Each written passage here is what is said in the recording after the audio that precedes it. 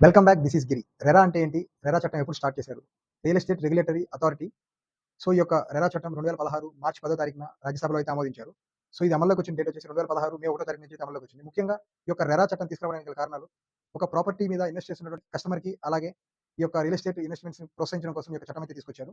So, ఇవి మెయిన్‌గా తీసుకురావడానికి గల కారణాలు, ఒక బిల్డర్ అన్ని చట్టపరంగా ఫాలో అవుతున్నారా లేదా? రెరా టర్మ్స్ అండ్ కండిషన్స్ మెయిన్‌గా ఫాలో అవుతున్నారా లేదా? ఇవన్నీ కంట్రోల్ చేయడం కోసం ఈ యొక్క చట్టాన్ని అయితే తీసుకొచ్చారు. సో, అలాగే ఇల్లు కట్టి చూడు, పెళ్లి చేసి చూడు అని చెప్పి పెద్దలు ఊరికే అనలేదు.